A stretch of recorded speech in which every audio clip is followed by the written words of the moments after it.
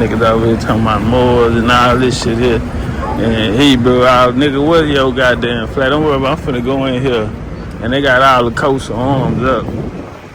So it's like either you coming from one of these shits or you not.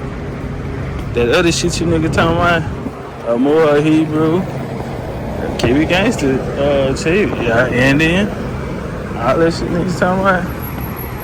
Which one of them coats of arms your ass, that bloodline run back to? Cause that's what it's really about. It ain't about that other shit. But, you know.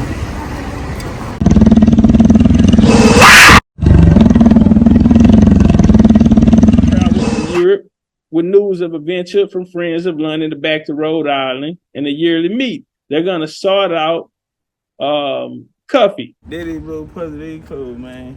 See, usually I wouldn't do this, you know. I don't really fuck with niggas like that, but today I'm a little generous. So I let y'all meet my homeboy Richard Abbey. Today I got a very, very good friend of mine who I want to introduce to you. He's the one. He's the only. One of the greatest whalers of all time. Greatest sailors of all time. One of the richest men in his day. Coming out of Cuddy Hunt. He taught shipbuilding in Martha's Vineyard. He was great beneficial with the Sierra Leone Company 1777, who hired him out for his expertise in welding, shipbuilding, and seafaring.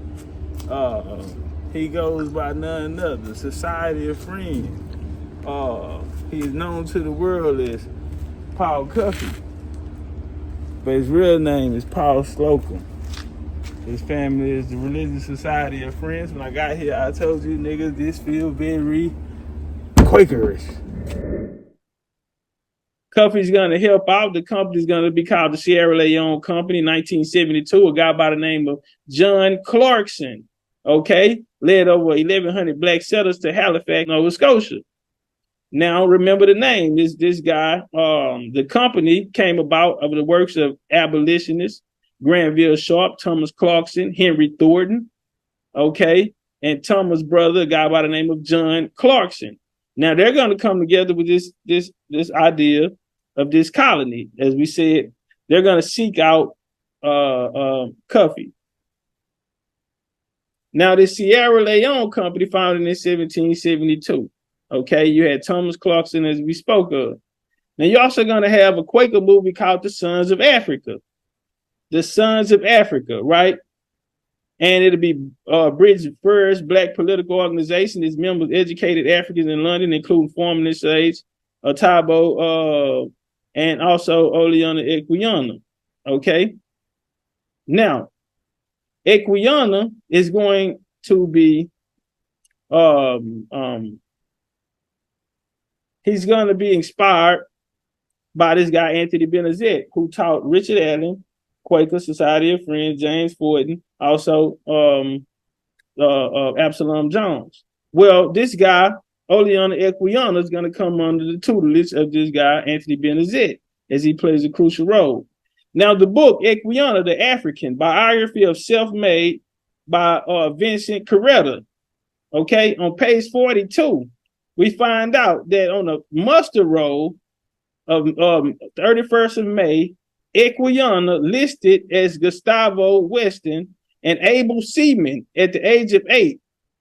So Carolina is listed his place of country where he was born, a birthplace consistent with a baptismal record of the age of 14 years earlier.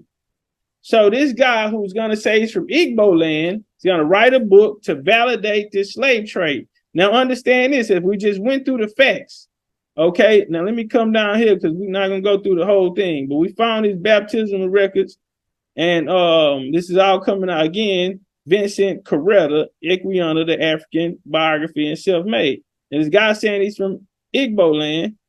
This guy saying he's from Igbo land, and he's going to come through a slave trade, go to the Caribbean, London, end up here in America.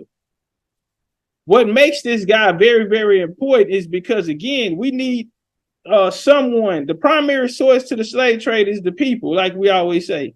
Well, this guy, at this time, they didn't have a personal account of someone actually experiencing this slave trade, or experiencing the Mustafa, or this horrific crime that is said to happen to man. And the Royal Navy kept records. They were as anally retentive then as any military organization is now. And I thought, well, I should check everything he says and see what I can find out. And people had written about Equiano before, but no one had bothered to look at his records or look at his naval records. And, for example, he tells us when he arrived in Falmouth, England for the first time, there was snow on the deck. Now, discover that in the Royal Naval records, Equiano, under the name Gustavus Vasa, it starts to be entered in the Royal Naval records as a servant on the ships in early 1755. He tells us the date that he was baptized in St. Margaret's Church, Westminster, which is a small church right next to Westminster Abbey, if you've been to London. Even though we can take Indian back to the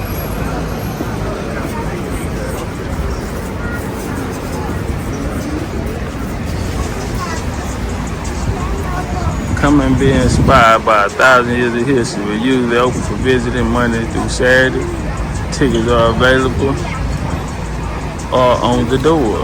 We hold service here every day, and you're welcome to join. For more information by visiting, worshiping with us, see our website. Welcome to Westminster Abbey. Please turn up here at the Abbey.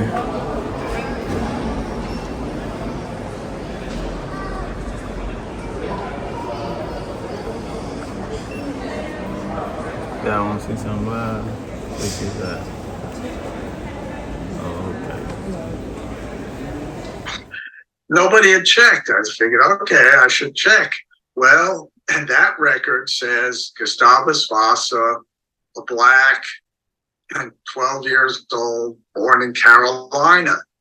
And I thought, oh, Carolina's pretty far Western Africa, with a little bit of water in between. And I thought, well, all right, this could be just a mistake, entered by his owners, for who knows why they would say Carolina, because there are other baptismal records that identify people as being born in Africa, Gold Coast, for example. So I kept digging away, and the naval records for when he was on that Arctic voyage identify him as, now they misspell the name, they say Gustavus Weston instead of Vasa, but names were misspelled all the time. And he's the only one who is listed on these muster lists for the Royal Naval ship that he was on, that he tells us he was on, the racehorse.